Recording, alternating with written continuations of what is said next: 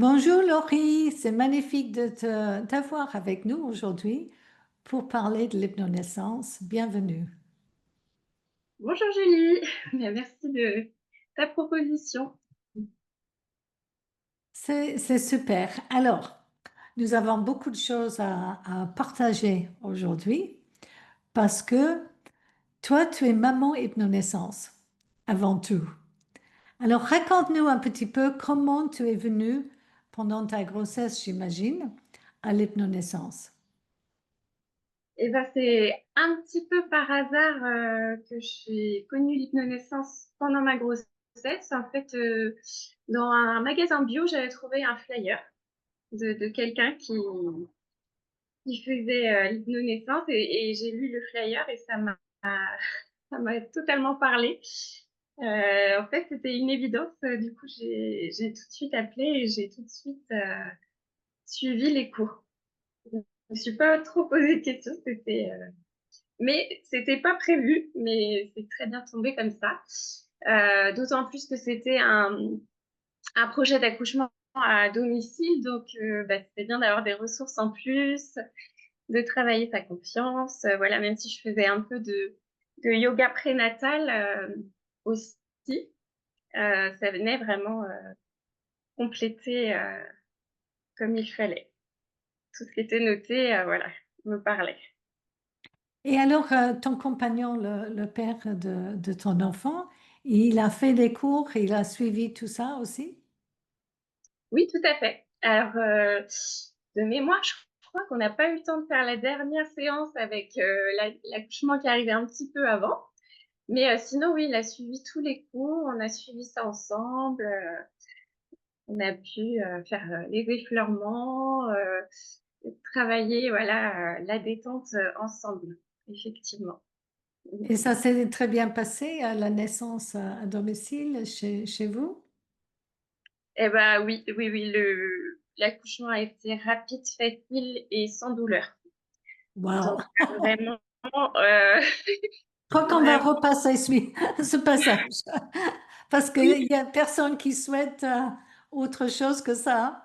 c'est ça. J'ai eu des sensations, mais en plus, le bébé était dos à mon dos. Donc normalement, on dit que c'est les accouchements les plus douloureux. Effectivement, j'avais des sensations dans le dos, un peu comme des sensations de règles, mais pas des douleurs. Donc, ce qui fait qu'on n'a pas appelé la sage-femme très rapidement, puisque quelque part, on s'attendait, même si on se projetait pas dans la douleur, parce que c'est pas l'idée avec l'hypnonaissance, mais on se dit, bah, surtout quand c'est le premier, on se disait, bah, peut-être c'est pas tout à fait commencé.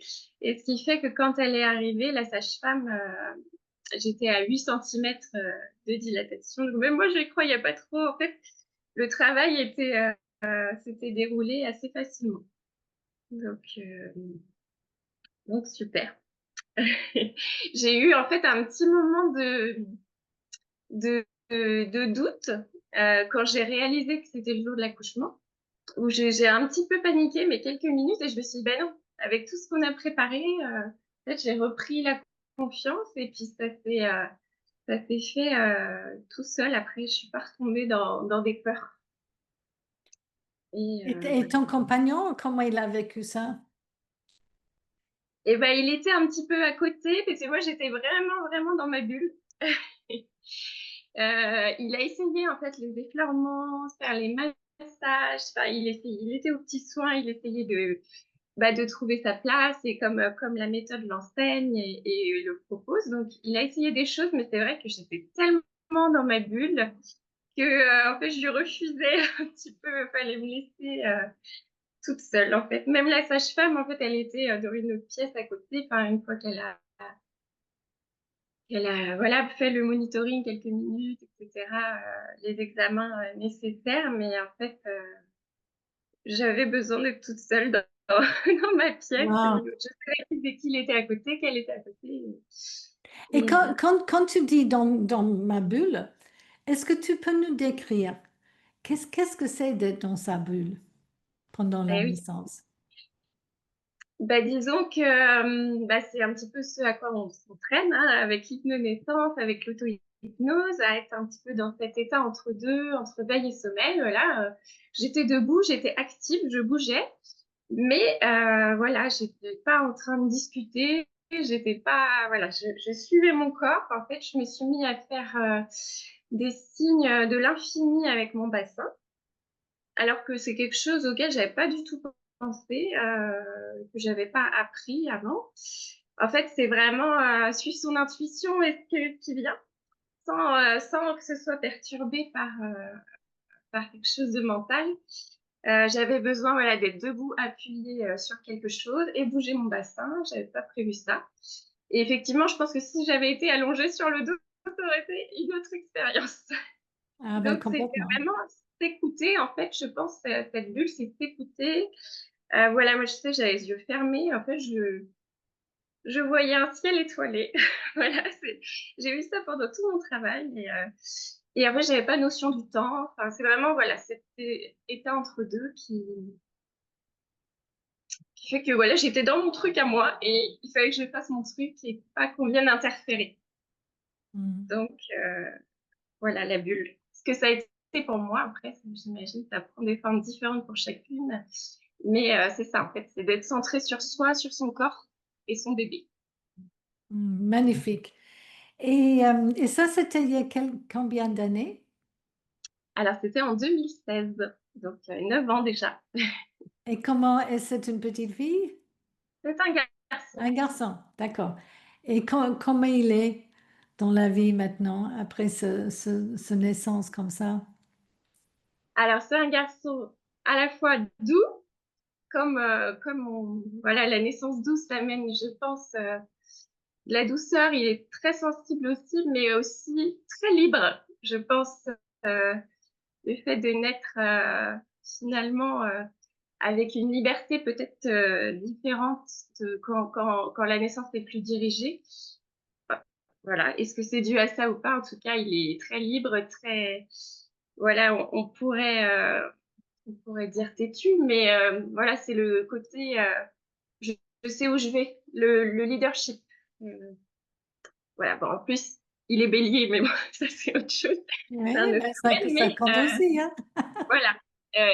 Et moi, c'est surtout ça qui ressort, c'est le côté libre et je sais où je vais. Et voilà, Magnifique. est-ce dû à ça? En tout cas, moi, je pense que tout, il y a tellement de choses qui rentrent dedans. Comment Voilà. tu as vécu ta grossesse aussi avec lui, il y a beaucoup de choses. Mais en tout cas, qu'un bébé puisse venir tout seul sans être déclenché, ce qui était mon cas à moi. Je connais bien les répercussions de ça. Et Oui. c'est pas facile. Il faut vraiment changer des choses pour être bien dans sa peau, sa vie. Alors, s'il est venu naturellement lui-même dans une ambiance calme, plein d'amour, des deux parents là, complètement conscientes, c'est absolument sûr que ça change, que ça. Ben, en fait, moi, j'étais assez déterminée dans mon projet et je pense qu'effectivement, sa détermination, enfin, il en a hérité dans lors de la conception, il l'a bien intégré, effectivement. Et il est le seul enfant? Non, il y a son petit frère maintenant, donc qui est arrivé en 2019. Donc, j'ai réutilisé évidemment tout ce que j'avais. J'ai refait l'auto-hypnose. Et puis, avec lui, on a fait aussi un peu d'autonomie en plus. Parce que même si pour le premier, c'était parfait, bah, je me suis dit peut-être que j'ai pas assez senti, enfin voilà, on se dit toujours ça, qu'est-ce qu'on pourrait faire de plus, qu'est-ce qu'on pourrait améliorer. Enfin voilà, je voulais être plus en contact. euh, et puis, bah, c'est pendant la grossesse aussi, bah, l'autonomie, ça permet cette communication avec le bébé. Donc là, j'ai fait, et c'est vrai que j'avais cette intention de, peut-être il faut que je sente un peu plus les choses. Pas en mode douleur, mais, et effectivement, c'est là qu'on voit que les intentions dans la tête font, Agis. déterminent l'expérience après, parce que j'ai eu un peu de douleur. Mais franchement, aucune souffrance. Et c'est vraiment, en fait, c'est comme si quelque part je voulais savoir qu'est-ce que c'est ces fameuses contractions que tout le monde redoute. Et j'avais envie de les sentir quelque part, mais sans souffrir, parce que je me disais, bah, c'est peut-être pas normal que moi, j'ai pas eu cette sensation-là. Et en fait, j'ai dit non, c'est bon, c'est pas très intéressant. Mais j'en ai eu très peu, ça a duré très peu de temps. Quand la sage-femme est arrivée, une demi-heure après, il était sorti. Et puis c'était encore plus rapide, je crois, que pour le premier. Euh, mais effectivement, on voit que entre les deux, il y a presque 4 ans, j'avais un peu cheminé. J'avais une autre intention différente. Et du coup, l'expérience a été différente aussi. Absolument. Mais Mais dans les deux cas, pardon, c'était aussi un accouchement à domicile. c'était aussi à la maison. Oui, oui, oui. Ouais, ça, c'est super. Alors, raconte-nous un peu. Tu avais un autre métier avant de devenir éducatrice en hypnonaissance? Oui, oui, oui, tout à fait. Moi, je travaillais dans l'associatif pour les animaux, donc rien à voir. Rien à voir, mais voilà, ça s'est terminé. J'ai fait un congé parental et puis après, mon intention, c'était de travailler à mon compte. Et donc, enfin, j'ai un petit peu réfléchi à qu'est-ce que je pourrais apporter, moi. Mhm. Et c'est vrai que c'est venu l'hypnonaissance, de pourquoi pas m'y former, parce que c'est vrai qu'à entendre toutes les histoires d'accouchement, à chaque fois, je me dis, mais c'est tellement dommage.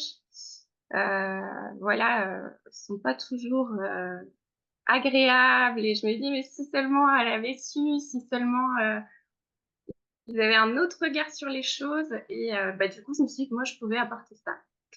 Que j'avais envie de donner ces clés-là aux femmes aussi, qu'elles récupèrent.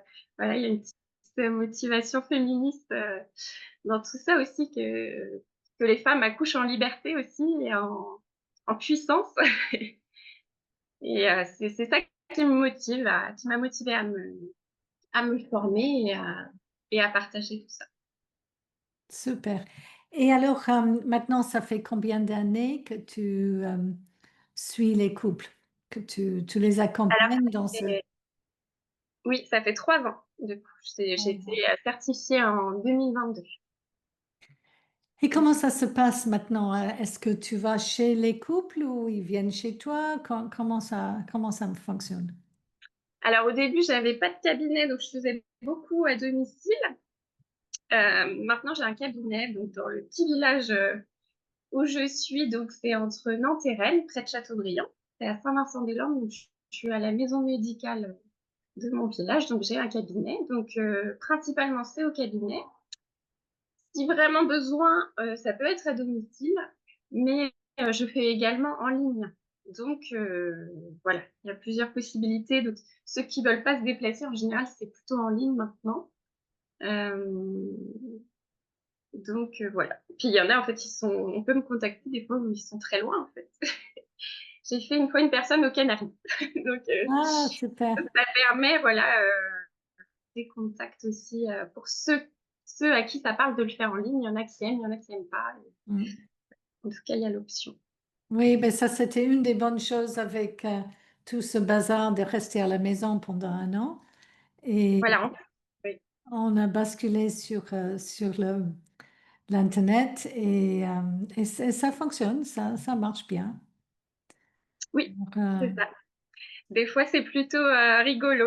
J'ai des couples, des fois, qui sont installés dans leur lit pour faire l'hypnose. Et en fait, ils sont bien, ils sont chez eux. ouais. C'est rigolo Oui, aussi. absolument. Il y a des pour et des contre pour le présentiel et pour ne pas pouvoir se déplacer, mais rester chez soi. Oui. Et Et, puis, des fois, je propose aussi en groupe. ah, d'accord, ok. Voilà. Et les groupes sur Zoom ou en présentiel ou les deux? Alors, les deux. Je D'accord. fais les deux. Régulièrement, j'essaye de proposer des dates.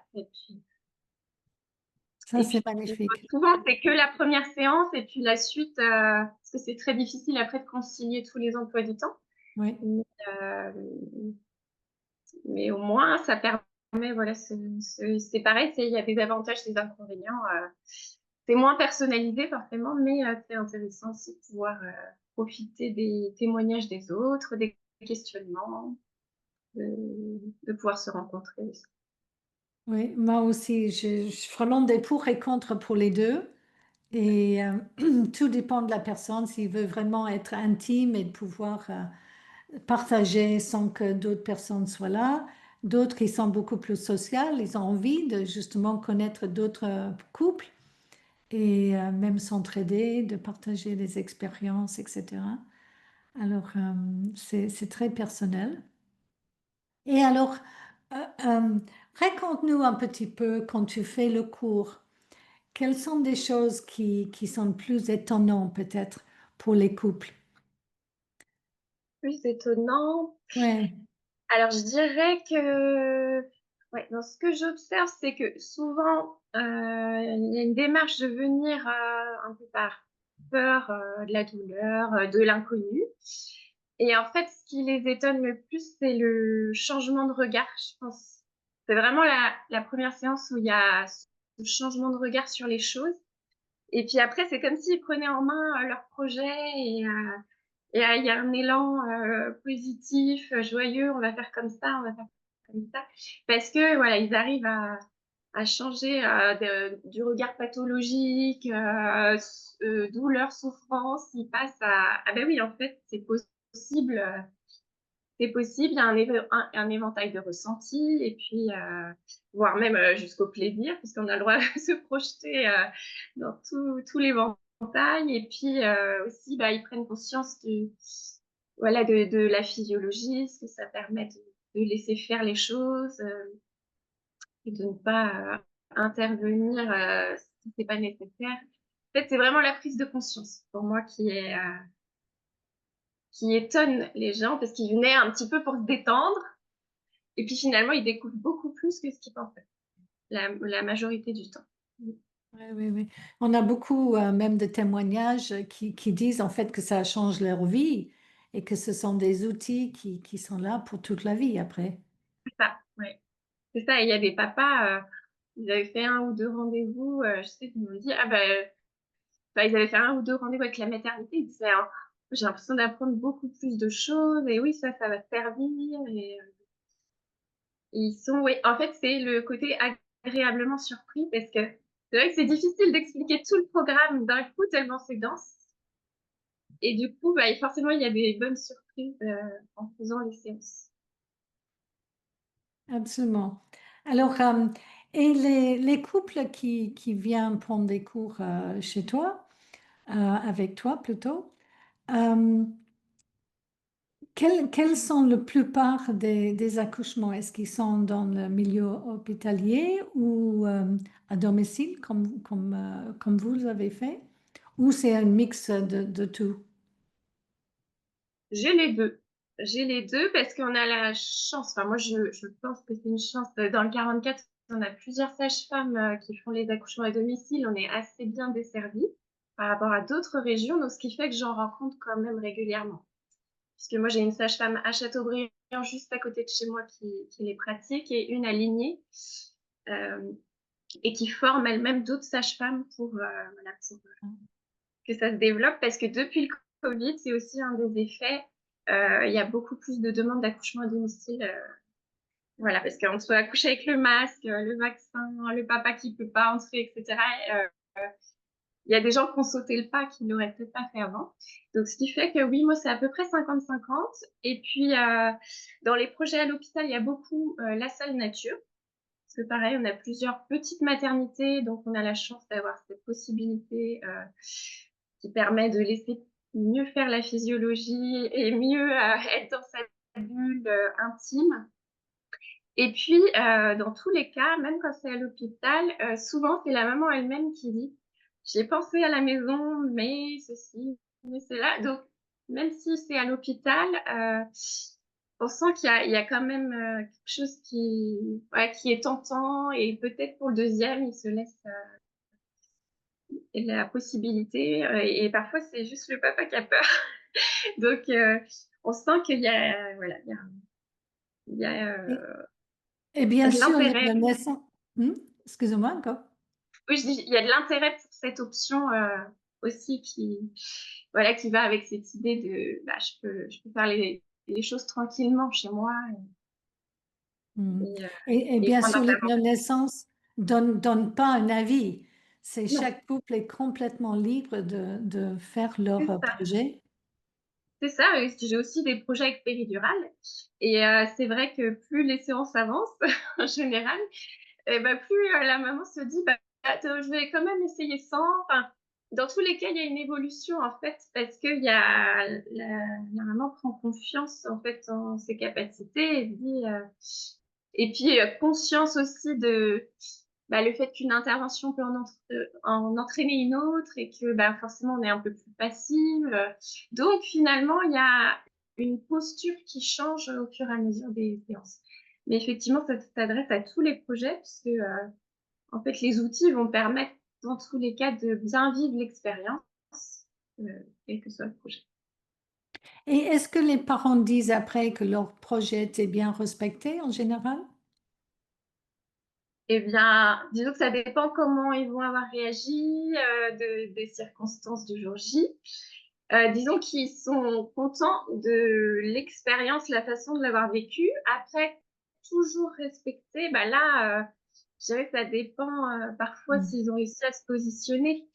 Parce que, oui, des fois, ça va être, bah, si on accepte un déclenchement à la base, voilà, après, ça dépend si on a bien réussi à discuter, voilà, dans la coopération, mais pour savoir si c'était vraiment utile ou si on pouvait, un petit peu gagner du temps pour laisser, l'accouchement se déclencher naturellement. Ça dépend s'ils ont réussi à faire ça, j'ai envie de dire, parce que c'est pas évident, hein, quand on n'est pas médecin, et voilà, c'est là que ça se joue, même si, ils ont l'information et cetera, les fois où c'est pas tout à fait respecté, c'est plutôt ça. Mais en fait, en général, oui, parce que finalement, ils sont détendus, ils font une grande partie du travail à la maison, même si c'est pour aller à l'hôpital après. Et en fait, comme ils sont confiants, et bien, tout se déroule assez facilement. Voilà, même s'il peut y avoir des petits aléas, voilà. Je dis souvent, c'est comme un voyage et le voyage, on prévoit les choses et puis bah, pendant le voyage, finalement, il y a des choses, des petits imprévus, mais on arrive à destination. Magnifique. Et alors, s'il y a des parents, les mamans, des papas ou futurs parents qui sont en train d'écouter maintenant, qu'est-ce que tu leur dirais s'ils n'ont pas encore choisi de faire l'hypnonaissance? Et ben, je leur dirais, oui, de venir essayer, de peut-être commencer par lire le livre, ou en tout cas que ça va vraiment changer leur expérience, ça va leur permettre que ce soit leur projet, parce que on fait pas un bébé tous les jours, c'est voilà, c'est peut-être le plus beau jour de ta vie, donc ça mérite en fait d'y réfléchir et de pas faire les choses de manière automatique.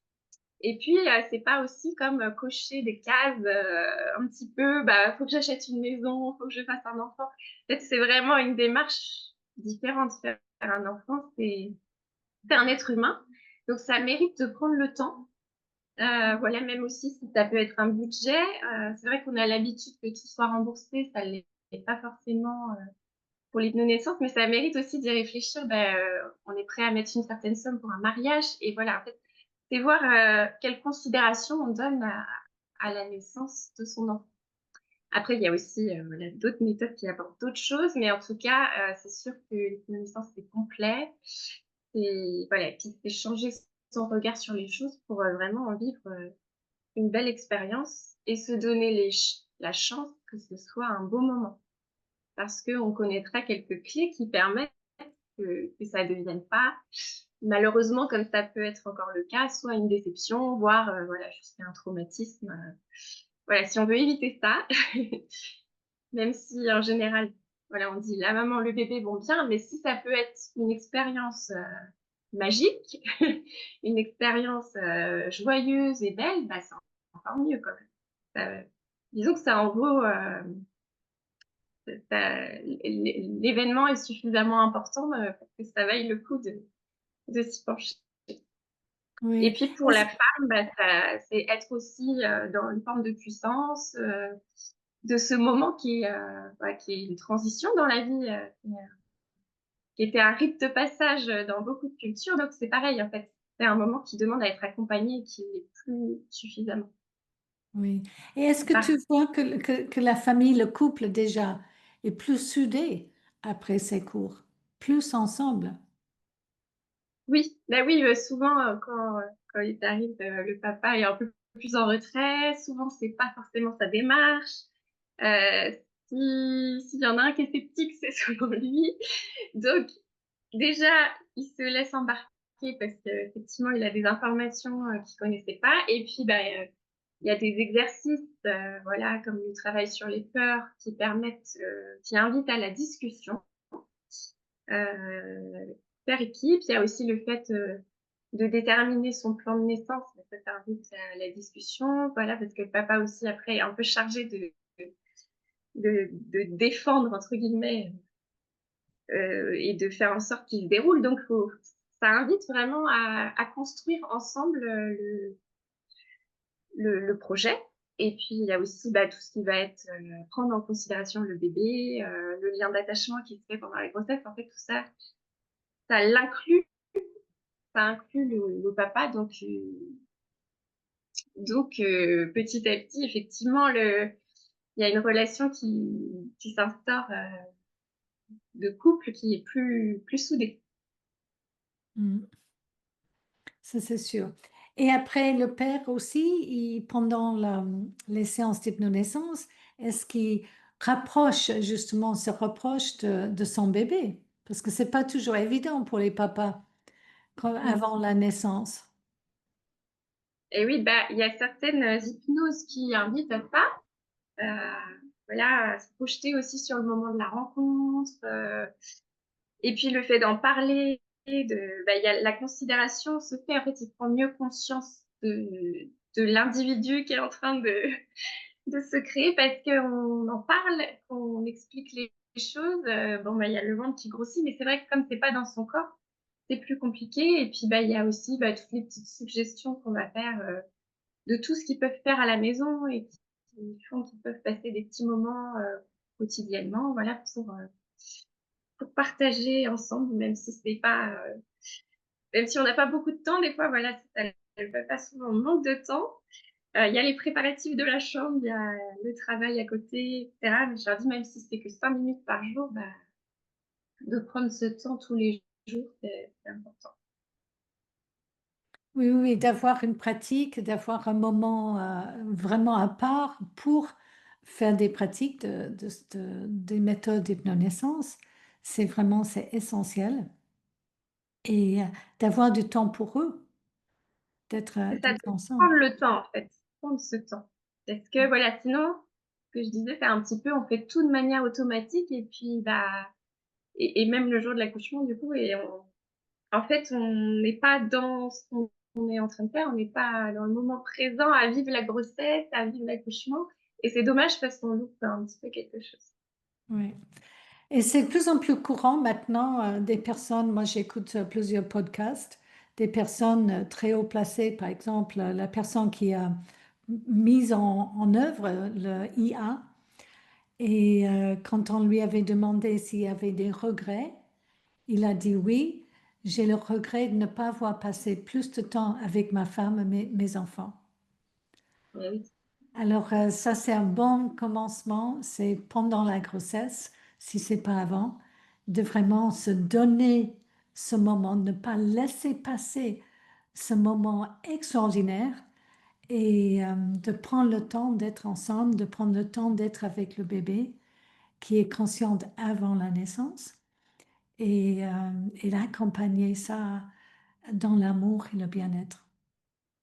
mais oui. Oui, c'est ça qui est important et ça vient un peu contrebalancer bah, toute l'approche qui va être plutôt pathologique et où finalement on peut oublier un petit peu l'objectif qui est rencontrer son bébé et l'importance de l'événement parce que voilà, les rendez-vous, c'est plutôt tourné voilà, sur la prévention des risques, etc. et qui sont anxiogènes en plus, mais du coup, bah, on en oublie pourquoi on est là parce qu'à la base, quand on décide de faire un bébé, c'est voilà, De fonder une famille. c'est autre chose. Donc, ça vient un petit peu équilibrer tout ça. C'est un petit peu bah, tout le mouvement des douches là qui se développe en ce moment et qui vient un peu apporter cet accompagnement et ce temps qu'il est important de prendre. Ouais, ben c'est super. Est-ce que tu as envie d'ajouter quelque chose d'autre pour partager pourquoi venir faire l'hypnonaissance ou autres anecdotes que tu aimerais partager avec nous? Alors, je réfléchis un petit peu. Euh, Pourquoi venir? Bah oui, je pense qu'on l'a bien, on l'a bien dit. Euh, les anecdotes, je réfléchis. Ah, j'ai une question. Alors, tu connais bien le père de tes enfants, vos enfants? Tout à fait. Si lui, alors c'est comme un jeu là maintenant, hein, mais si lui devrait parler au futur père, alors que lui, il a eu deux enfants à domicile complètement engagés avec l'hypnonaissance, les deux, qu'est-ce que lui, il dirait? Ben, bien sûr, c'est fictif, on ne sait pas, Oui, mais comment dire, qu'est-ce qu'il dirait au père? je pense qu'il dirait faire confiance à votre femme et la laisser. Enfin, parce que souvent, il y a quand même un petit décalage. C'est plutôt la maman qui prend l'initiative, hein, même s'il n'est pas forcément contre. Mais voilà, il y a un petit décalage de, je pense qu'il dirait faites-lui confiance et suivez cette piste et laissez-la mener ce projet et laissez-vous porter par tout ça parce que ça vaut la peine. Parce que voilà, lui, j'ai le chat qui miaule. Lui, il était un petit peu plus sceptique, enfin plus pour, pour l'aspect à domicile et puis finalement, voilà, il a vu que tout se passait bien grâce à l'hypnonaissance notamment. Oui, je pense que c'est ça qu'il dirait. En fait, il a mis de côté ses appréhensions à lui pour que le projet se fasse et me laisser aussi dans ma bulle parce que le jour J, voilà, comme je disais, il essayait des choses et puis bon, il a su. En fait, voilà, c'est malgré tout, c'est quand même la femme qui accouche, donc même si c'est un projet de couple, je pense que c'est ce qu'il dirait d'écouter sa femme. C'est ça. Elle n'est pas Bravo. d'accord quand il écoute. Oui, bravo. Parce que la société, c'est souvent la femme, elle sait rien. Et il faut écouter plutôt d'autres personnes. Et, euh, Oui, et en fait, c'est la maman qui accouche, comme tu dis. C'est son bah oui, corps, c'est son bébé, elle sent. Et la nature lui a donné ce pouvoir, comme tous les animaux, hein. Si on a des chiens, des chats, on voit que le maman chat, elle sait quoi faire. Et, mm, mais elle a simplement besoin d'être entourée par la bienveillance et pas déranger et laisser la nature, en fait, faire des choses tranquillement. c'est ça. C'est, c'est complètement fou qu'on ne fait pas ça parce que c'est tellement évident, mais voilà, on est C'est devenu, compliqué les choses. la C'est compliqué. société a vraiment compliqué les choses, alors que finalement, ça devrait être assez simple. Et en fait, on ne devrait pas avoir besoin de faire l'hypnonaissance. On est le premier Ben, de en le fait, dire. c'est ce que je dis souvent pendant mes accompagnements parce que c'est vrai que c'est aussi très dense et il y a beaucoup d'outils, beaucoup de propositions entre visualisation, respiration, auto-hypnose, il y a de l'information. Donc souvent, je dis, bah, vous prenez ce qui vous parle et c'est pas grave si le jour J, vous utilisez pas vraiment les choses ou si c'est pas pour être un bon élève de l'hypnonaissance, puisque en soi, il n'y a pas besoin de préparation normalement. En fait, l'hypnonaissance, elle vient aider à retrouver le côté naturel des choses, parce que même l'état modifié de conscience, c'est naturel au moment de l'accouchement. Donc en fait, ça vient juste faciliter ce qui est naturel. Mais ça me rappelle le chapitre dans le livre là où les Africains vont dire c'est quoi tous ces chichis? En fait, pourquoi on fait tout ça en Occident? Pourquoi on se prend autant la tête alors que bah, eux, ils font naturellement et ça se fait tout seul. Mais voilà, Malheureusement, ça a changé maintenant. oui, Ouais. Oui, C'est pas de tout ça. C'est, malheureusement, ils ont suivi et l'Occident. oui, la Et, colonisation, après, la christianisation, voilà, c'est toute notre histoire aussi qui joue, et c'est pour ça qu'on fait l'histoire de l'accouchement au tout début, pour comprendre. Mais bah, c'est ça qui est intéressant, c'est qu'il y a eu un renversement du statut de la femme à un moment, pour lui faire payer un peu le péché originel, etc. Et puis bah, nous, aujourd'hui, on vient un peu dire, bon, peut-être qu'on pourrait revoir un peu les choses et reprendre notre place. Et puis ce que je trouve bien dans l'hypnonaissance, c'est que, en fait, c'est que de la douceur, tout ce qui est proposé. Mais en fait, c'est vraiment ça, la féminité, le féminin, la maternité.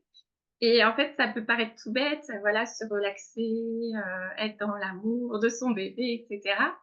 Mais en fait, c'est ça toute la puissance du côté féminin, voilà, qu'on a tous, d'ailleurs, même les hommes.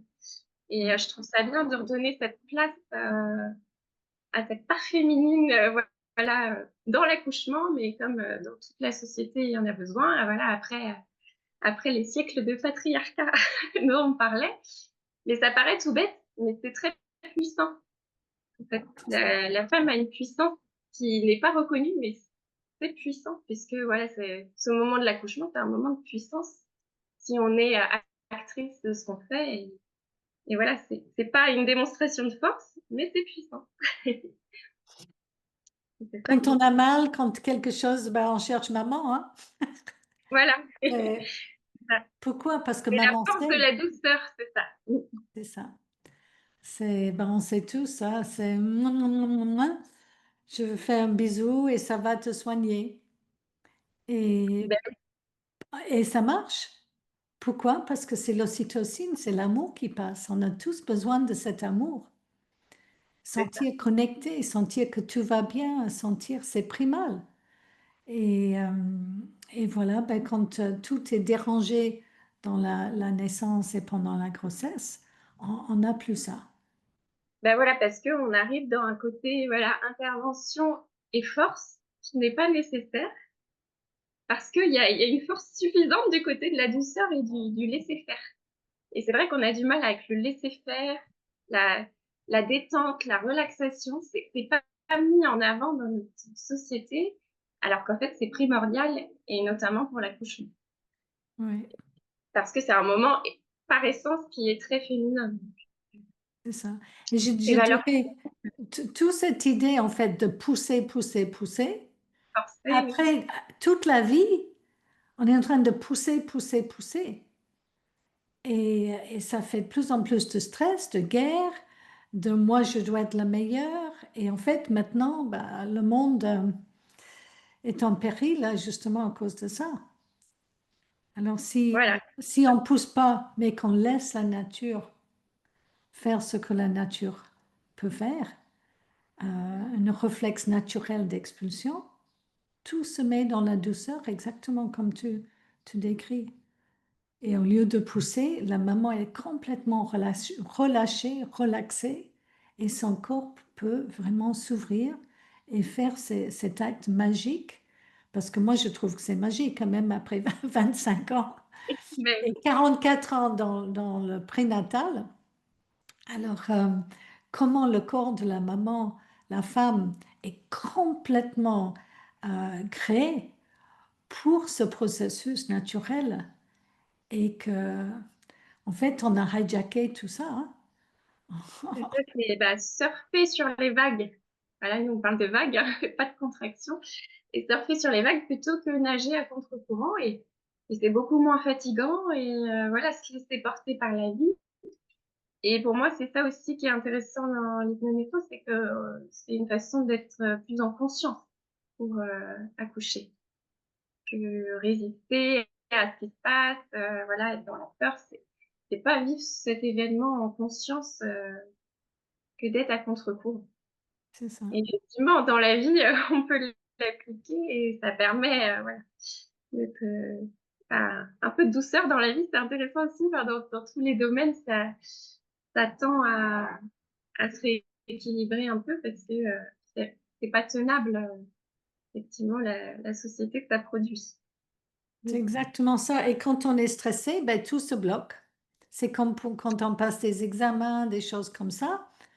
Et alors que si on était détendu, ben, l'énergie serait disponible pour la mémoire, pour le cerveau, pour notre intuition, et tout se passe comme il faut. Mais c'est dès qu'on a peur et stressé, le stress, ben, on tombe vraiment sur toute une autre façon Bah, en fait, d'être et de faire. c'est être en mode survie alors que c'est pas nécessaire. Et finalement, dans la vie, on peut être, voilà, souvent la société est stressante, c'est un mode survie qui est pas normal, qui est pas sain.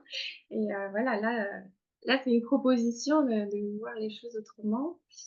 Et même dans l'accueil des émotions, de la sensibilité, en fait, tout ça, c'est dire, il y a le droit, il y a le droit de, voilà. Mais en se laissant porter, pas en bloquant, en accueillant les émotions, et puis voilà, en travaillant sur toutes ces peurs en amont, pas que ça devienne un cocktail explosif le jour de la naissance.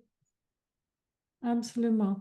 Et en fait, à travers tout ça, on est en train de guérir en fait la conscience collective de la femme et de l'homme ensemble pour plus être l'un contre l'autre, mais en fait cheminer ensemble pour la famille, pour le nouveau-né ou même avant la naissance, les citoyens les plus vulnérables.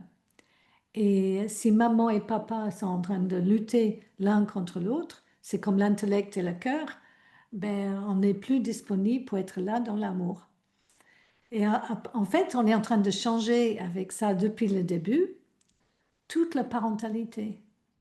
Tout- C'est ça, parce que ça pose les bases, enfin, la naissance forcément pose les bases pour la suite.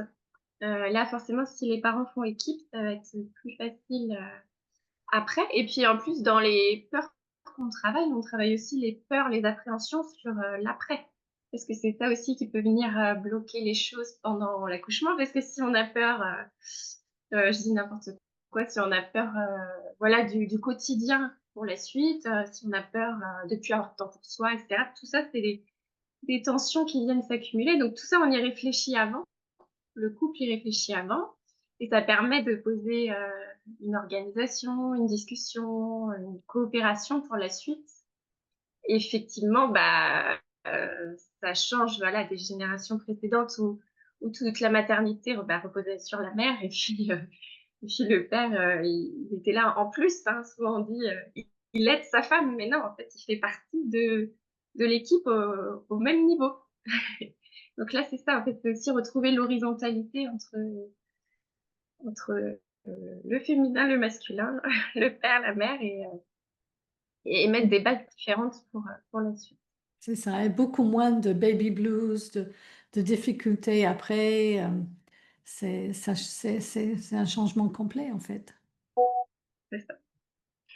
Bon, en tout cas, vraiment, c'est magnifique tout ce que tu fais pour aider les couples.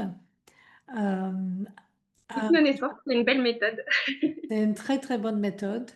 Et ben, j'espère que si quelqu'un est en train de regarder et que vous avez envie de contacter Laurie, toutes les informations sont là. Elle sera ravie de vous accompagner à travers cette période pendant la grossesse jusqu'à la naissance. Et vous pouvez la contacter, la faire par Zoom, en présentiel et avoir cet accompagnement que vous le méritez. Parce que chacun de nous mérite d'être traité avec l'amour, le respect et, et de pouvoir fonder une famille dans la joie et l'amour. Tout à fait, bah, avec grand plaisir. Un grand Euh, merci, Laurie. oui, il y a une petite citation que j'aime bien, c'est, enfin, j'ai plus l'intitulé exact, mais l'idée, c'est que l'utérus ne devrait plus être un lieu de souffrance. Voilà, pour moi, ça résume l'idée. Que, voilà, de manière imagée pour la femme et pour tout ce qu'on a dit, tout ce qui est féminin de manière générale. Absolument. Et on dit souvent au niveau international, ou quand on parle de tout ce qui se passe avant la naissance, que l'écologie justement de l'utérus, c'est l'écologie du monde, alors Ouais. de la Terre. Alors, parce que tout commence euh, quand la femme devient enceinte et même pendant la conception, ça aussi, il faut amener une lumière pour changer les choses, je pense, pour qu'il y ait plus de douceur et plus de conscience et que chaque être humain puisse venir dans ce monde et le créer d'après son image de respect, de douceur, d'amour, de créativité et on changerait tout. Et on vivra heureux, enfin. Voilà, c'est notre compte, c'est notre plus grand souhait. Et on espère vous voir très bientôt parmi nous en hypnonaissance. Un grand merci, Laurie. Merci Julie.